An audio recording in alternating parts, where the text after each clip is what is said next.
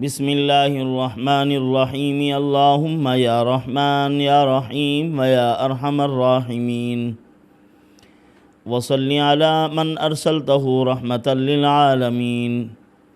نہایت ہی واجب الاحترام بزرگان محترم، برادران عزیز، آج ایک عمل پیش کرتے ہیں جس عمل کو روزانہ کا معمول بنا لینا چاہیے۔ اگر کوئی شخص غربت و افلاس میں مبتلا ہے تو اس کے لیے ترقی روزگار کا یہ ایک خاص عمل ہے۔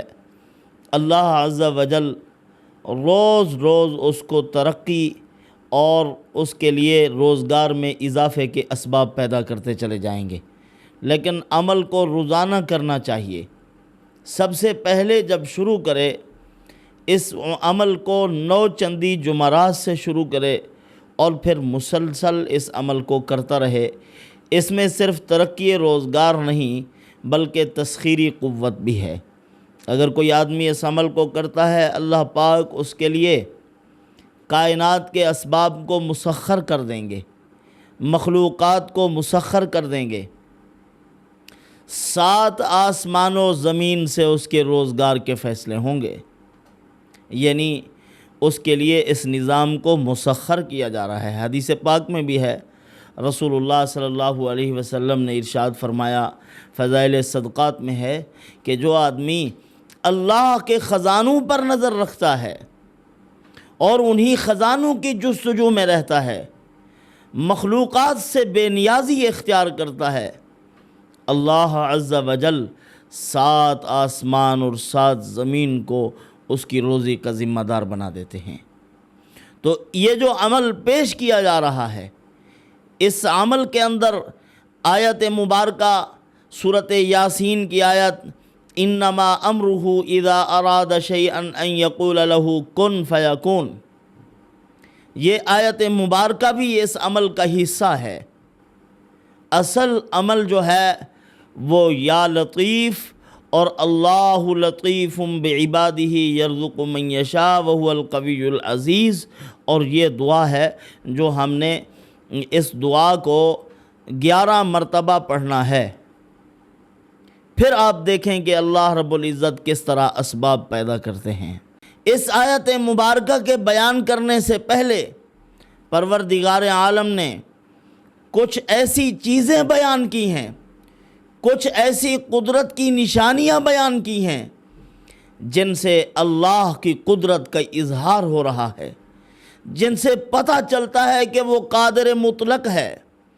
کائنات کی کوئی چیز اس کے احاطہ اختیار سے باہر نہیں ہے، جو کچھ کرنا چاہے وہ کر سکتا ہے، وہ قادر مطلق ہے۔ یہ عجز، یہ کمزوریاں، یہ عیوب و نقائص، یہ سب ہمارے اندر ہیں۔ پروردگار عالم سبحان ذات ہے، وہ ہر قسم کے عجز سے، ہر قسم کے نقص اور کمزوریوں سے پاک ہے۔ اللہ رب العزت نے اپنی صفت کو قرآن مقدس میں جا بجا بیان کیا ہے کہ اللہ قادر مطلق ہے۔ واللہ علی کل شیء قدیر، ان اللہ علی کل شیء قدیر۔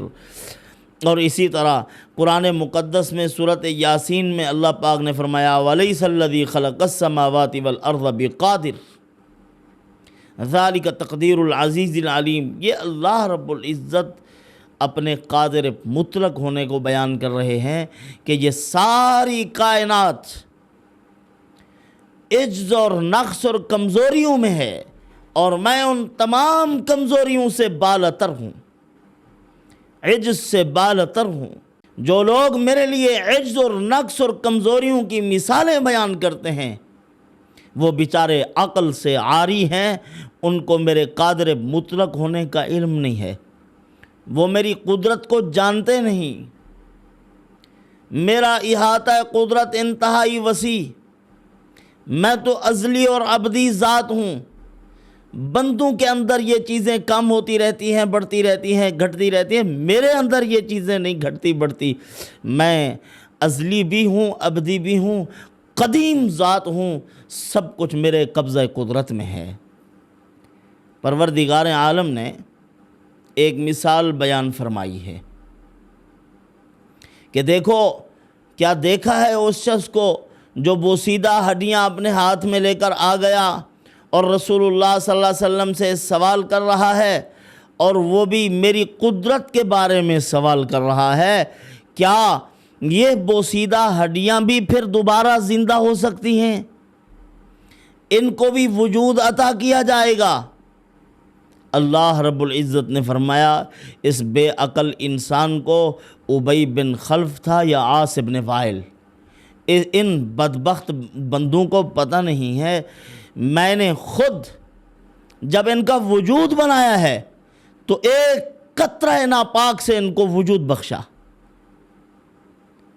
میں اجمال بھی جانتا ہوں ان کا، ان کی تفصیل بھی جانتا ہوں، بندوں کی ہر چیز کا علم ہے۔ یہ ایسا نادان ہے جو اپنی تخلیق کو نہیں دیکھتا اور میری قدرت پہ سوال اٹھا دیتا ہے جھگڑالو بن کے کہ کیا یہ بوسیدہ ہڈیاں یہ پھر دوبارہ زندہ ہوں گی، یہ انسان پھر بنیں گے۔ یہ نادان لوگ ہیں۔ اولم یر الانسان انا خلقناہ من نطفہ فاذا هو خصیم مبین، اپنی تخلیق کو بھول کے کھڑا ہے۔ ونسی خلقہ، اپنی تخلیق اسے بھول گئی کہ ایک ناپاک قطرے سے بنایا، اور اسی ناپاک قطرے میں اس کی آنکھیں موجود، دماغ موجود، اعضائے جسمانیہ موجود، اور اسی طرح اس کے پورے جسم کا ایک ایک جزو موجود ہے لیکن کچھ نظر نہیں آ رہا۔ اللہ پاک فرماتے ہیں اگر میں چاہوں کسی کو مادر زاد اندھا کر دوں، اگر کسی کو چاہوں تو پورا دھڑ پیدا نہ کروں، آدھا کر دوں، تو کوئی پوچھنے والا نہیں ہے۔ اس کو بھی میں نے بنایا ہے، اور آج یہ میری قدرت کے بارے میں سوال اٹھاتا ہے کہ کیسے پیدا ہوں گے۔ زمین و آسمان کی تخلیق سے تمہاری تخلیق زیادہ مشکل ہے۔ جس نے اتنے بڑے بڑے آسمان بنائے، اللہ عز و جل اپنی قدرت کاملہ کا اظہار فرماتے ہیں کائنات کو تخلیق کر کے کہ تمہارا 5-6 فٹ کا وجود بنانا اللہ رب العزت کے لیے بہت مشکل ہو گیا ہے۔ اللہ پاک فرماتے ہیں جب کسی کو عدم سے وجود کی طرف لے آتا ہوں تو پھر مجھے کچھ اسباب کی ضرورت نہیں ہوتی، آلات کی ضرورت نہیں ہوتی کہ عدم سے نکال کر وجود میں کیسے لایا جائے۔ پروردگار عالم فرماتے ہیں میں کہہ دیتا ہوں کن فیکون، عدم سے وجود مل گیا۔ کسی کے فقر اور غربت کو اگر ٹالنے کا فیصلہ کرتا ہوں تو کن کہہ کر اس کو غریبیوں کی مشقتوں سے نکال کر مالداری اور فراوانی کی طرف لے جاتا ہوں۔ مجھ سے پوچھنے والا کوئی نہیں ہے۔ ایک آدمی گدائی میں ہے، فقر و غربت میں ہے، گدا ہے، تو فرمایا کہ اس کو گداگری سے نکال کر بادشاہی کے تخت پر میں بٹھا دیتا ہوں کلمہ کن سے، کن فیکون۔ اس کے لیے مجھے کچھ اسباب و آلات کی ضرورت نہیں ہے، میں بلا اسباب بھی ایسے کرتا ہوں۔ رات کا گدا تھا، صبح کو بادشاہ بن گیا، یہ میرے لیے کچھ مشکل نہیں۔ پھر اللہ رب العزت نے انسانوں کو سمجھانے کے لیے قرآن مقدس میں کچھ ایسی چیزیں بھی بیان کی ہیں، تمثیلیں بھی بیان کی ہیں کہ مثال سے بات سمجھ میں آ جائے گی کہ اے بندو تم اپنے مال میں تصرف کا اختیار رکھتے ہو، کچھ چیزیں ایسی ہیں جو تمہاری ملک میں دے دی گئی ہیں عارضی طور پر، تو تم ان کی جمع اور تفریق پر اپنے آپ کو قادر سمجھتے ہو کہ اس کو الگ کر دیا جائے، اس کو ملا لیا جائے۔ تو اللہ عز و جل فرماتے ہیں میں جمع اور تفریق پر قادر نہیں ہوں، جو ایک نطفے سے انسان بناتا ہوں، کامل انسان، عرب انسان بنائے، پوری روئے زمین پر ان کو پھیلایا ہے، اور صرف یہی نہیں بلکہ تمام مخلوقات کو میں نے اپنی قدرت سے پیدا کیا۔ سمندروں میں مچھلیاں ہیں، جنگلوں میں جانور اور درندے پھر رہے ہیں، اور یہ انسان ارب ہا ارب جو میں نے پیدا کیے ہیں، ان کی تعداد بھی اتنی ہے، زمین پر یہ ایسے ہیں جیسے بڑے دسترخوان پر چند دانے بکھرے پڑے ہوں۔ یہ تعداد ہے انسانوں کی۔ پھر جب میں اس کو موت دے دیتا ہوں، پھر اس کے بعد ان کو جمع کرنے پر میں قادر نہیں ہوں؟ تم اپنی مملوکہ اشیاء پر تصرف کا اختیار رکھتے ہو، جمع بھی کر لیتے ہو، جدا بھی کر سکتے ہو، تو مجھے بھی کامل اختیار ہے۔ میں جس کو موت دے کے قبر کے اندر ڈلوا کر پھر اس کے جسم کے اجزاء کو جدا کرتا ہوں، پھر ان کو اکٹھا کرنے پر بھی قادر ہوں۔ تو اسی طرح اللہ نے اپنی قدرت کو بیان کر کے فرمایا، جو غربت کی مشقتوں میں ہے اس کو مالدار کرنے پر بھی میں قادر ہوں۔ کل میں کون سے کر سکتا ہوں؟ بخاری اور مسلم شریف میں ایک واقعہ بیان کیا گیا ہے۔ ایک شخص تھا، جب اس کی موت کا وقت آیا، اس نے اپنے ورثاء کو بلایا۔ حذیفہ ابن یمان رضی اللہ تعالیٰ عنہ اس روایت کے راوی ہیں۔ فرمایا رسول اللہ صلی اللہ علیہ وسلم کو یہ واقعہ بیان کرتے ہوئے میں نے سنا ہے۔ تو فرمایا کہ جب وقت موت آیا اس کا، اپنے ورثاء کو بلایا، ان کو وصیت کی کہ جب میں مر جاؤں مجھے آگ لگا دینی ہے، لکڑیوں کا ایندھن اکٹھا کر کے آگ لگا کر میرے جسم کی جب راکھ بن جائے، پھر اس کے 2 حصے کرنے ہیں، کچھ ہوا میں اڑا دینا ہے اور کچھ حصہ جو ہے سمندر میں ڈال دینا ہے۔ انہوں نے حسب وصیت ایسے ہی کر دیا۔ اللہ رب العزت نے اپنی بارگاہ میں حاضر کیا، سمندروں کو حکم ہے یہ راکھ اکٹھی کر کے دو، اور اسی طرح ہواؤں کو حکم ہے، وہ ذرے ذرے اللہ کے علم میں ہیں، ان کو جمع کر دیا۔ وہ انسان بن گیا، پوچھا یہ کام تو نے کیوں کیا؟ اس نے کہا اے اللہ تیرے ڈر کی وجہ سے یہ کیا ہے، میں اپنے آپ کو تیری ذات عالی کے سامنے پیش ہونا میں اپنے لیے بہت مشکل سمجھتا تھا۔ مجھے ڈر تھا اور خوف تھا کہ میں اللہ کے سامنے کیسے پیش ہوں گا۔ آپ کی پیشی کا، آپ کے سامنے جواب دہی کا بڑا احساس تھا مجھے، اسی لیے میں نے اپنے ورثاء کو وصیت کی ہے کہ مجھے ختم کر دینا ہے، ہوا میں اڑا دینا ہے تاکہ میں بکھر جاؤں۔ اللہ تعالیٰ نے فرمایا اچھا واقعتاً ایسے کیا آپ نے؟ اس نے کہا ہے اللہ واقعتاً آپ کے خوف کی وجہ سے۔ اللہ تعالیٰ تو دلوں کے بھید جانتا ہے، علیم بذات الصدور ہے۔ تو اللہ تعالیٰ نے فرمایا جا، اگر تو نے میرے ڈر کی وجہ سے یہ کام کیا ہے میں نے تجھے بخش دیا ہے، جا تیری مغفرت ہو گئی ہے۔ تو یہ کرنے پر اللہ پاک قادر ہے۔ اللہ عز و جل نے اسی سورۃ یاسین کے آخری حصے میں ایک اور مثال بھی بیان فرمائی ہے۔ فرمایا کہ دیکھو آگ اور پانی ضد ہے، جہاں پانی ہوتا ہے وہاں آگ نہیں ہوتی، پانی آگ کو بجھا دیتا ہے، لیکن 2 درخت ایسے ہیں، الذی جعل لکم من الشجر الاخضر نارا، وہ ذات جس نے سرسبز درختوں سے آگ کو نکالا ہے۔ مرخ اور عفار یہ 2 درخت تھے، ان کی ٹہنیاں، سرسبز ٹہنیاں، جب ان کو آپس میں رگڑا جاتا تھا تو ان سے آگ نکلتی تھی۔ جیسے پہلے دور میں چکماک سے آگ نکالی جاتی تھی، 2 پتھر آپس میں مارتے تھے، اسی سے آگ نکلتی اور اسی سے لوگ آگ تیار کرتے تھے کھانا بنانے کے لیے، مختلف اشیاء کے لیے۔ تو اسی طرح 2 درخت ہیں، ان سے پانی ٹپک رہا ہے، لیکن جب ان کو آپس میں رگڑا جاتا ہے تو اس سے آگ نکلتی ہے۔ اللہ تعالیٰ نے فرمایا میری قدرت کو سمجھو، میں ضدین کو جمع کر لیتا ہوں، یہ چیزیں میرے لیے جمع کرنا آسان ہے، تو یہ کر سکتا ہوں، تو اے میرے کمزور بندو تمہارے لیے رزق کا سامان پیدا نہیں کر سکتا؟ میرے اوپر یقین کرو اور میں وعدہ کرتا ہوں وَيَرْزُقْهُ مِنْ حَيْثُ لَا يَحْتَسِبُ، میں تمہیں رزق دوں گا ایسی جگہ سے جہاں سے گمان نہیں ہوگا۔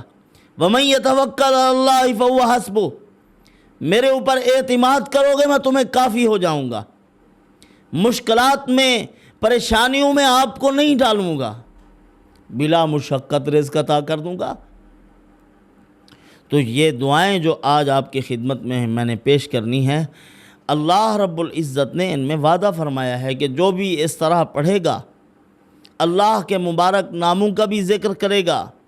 قرآن مقدس کی ایک آیت بتلا رہا ہوں، حضرت مفتی زرولی صاحب رحمۃ اللہ علیہ اس کا حوالہ دیا کرتے تھے کہ میں حیران ہوتا ہوں جو لوگ غریب ہیں وہ ان کو کیوں نہیں پڑھتے، اپنی غربت کو ٹالیں، یہ آیات مبارکہ پڑھیں، اللہ پاک ان کی غربت کا خاتمہ کریں گے۔ وہ کیا؟ سب سے پہلے آپ نے 3 مرتبہ درود شریف پڑھنا ہے، عمل کے شروع میں بھی آخر میں بھی 3 مرتبہ درود شریف پڑھنا ہے، اور اللہ عز و جل کا مبارک نام ہے یا لطیف، 129 مرتبہ یا لطیف پڑھنا ہے۔ پھر اس کے بعد یہ آیت مبارکہ اللہ لطیف بعبادہ یرزق من یشاء وہو القوی العزیز، اس آیت مبارکہ کو 21 مرتبہ پڑھیں۔ پھر اس کے بعد آپ اس دعا کو پڑھیں۔ یہ دعا آپ نے 11 مرتبہ پڑھنی ہے آخر میں، اور مسلسل اس عمل کو جاری رکھنا ہے۔ مستقل طور پر اگر پڑھو گے تو بعد میں ایک چلہ مکمل کرنے کے بعد تعداد کم بھی کر سکتے ہو، لیکن یا لطیف کی تسبیح مستقل پڑھنی ہے، اور اس آیت مبارکہ کو اللہ لطیف بعبادہ کو صرف 3 مرتبہ پڑھ لو۔